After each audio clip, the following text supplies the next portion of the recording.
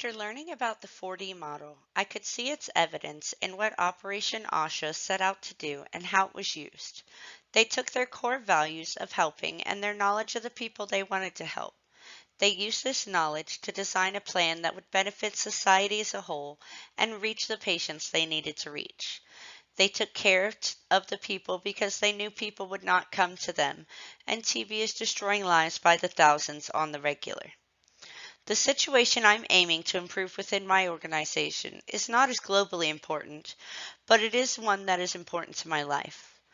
My organization is the inadvertent animal rescue that I run out of my home that is my dream to expand immensely one day. However, we are in the early stages of it, so now is also a wonderful time to figure out several problems within the organization.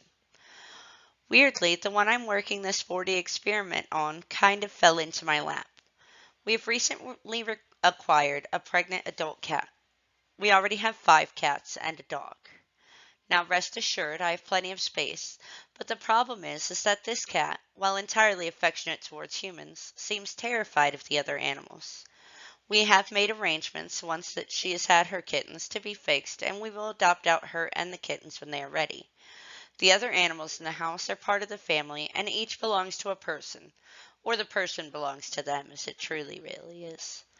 Now, we've obviously brought new animals in. We did not start out with 5 cats. The purpose of my rescue is to give animals a home. I plan to mostly focus on senior animals to provide them a quality end of life, but I'm not going to turn an animal away for any reason. So this is where I come to the main problem that I've used the 4D approach to help me solve for my organization.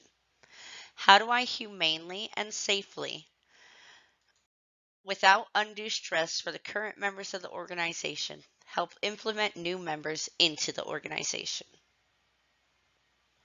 After all, this is the dream, is it not? To provide a safe, non-hostile, loving environment to all the members of my organization. Technically, from an analytical standpoint, it is a problem that all organizations face. Only the circumstances are unique to each organization. To even begin to answer the discovery of my problem, I needed to consult with my partner in the organization, Amanda. She's my right hand in all things and the caretaker while I am the provider. I presented her with the problem, and we began to analyze various scenarios that would fit into our ideal vision of a happy environment that suited all personalities and helped to seamlessly integrate everyone. Together we came up with the idea of an unforced separation. The back of our home consists of an upstairs that contains my office, my elder daughter's room. Most of the animals prefer downstairs, even though they are free to roam the house. There's a large open closet upstairs as well. We decided to create a space specifically for new members that is their own personal space when they first arrive. It has clean linens, a fresh clean litter box, fresh food and water. Most importantly, it is at the far end of the house, technically isolated from the other occupants. However, there's no door in the way.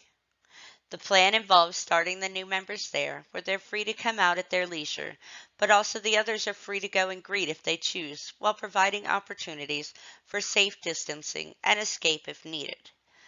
After a few days, we plan to move the required comfort items to the office, which is further on out into the house than the closet and has more chance to interact with other members of the organization. Our hope is that slowly they will all build trust and a relationship with each other to not need to be anxious and settle more comfortably until their forever homes are found. We base this plan on having used a similar process in the past when we first came together, bringing our respective families and pets together to start with. We've begun to implement the design we put into place and are currently on the second step of the plan of moving our newest member into the office. She has proved slightly more difficult in bringing her into the group due to the excess instincts and hormones that surround a pregnant animal, but our other animals are being both curious and cautious, respecting her obvious current lack of distrust towards them still. We're hoping once the kittens are born that we will help with her feelings towards the others as well.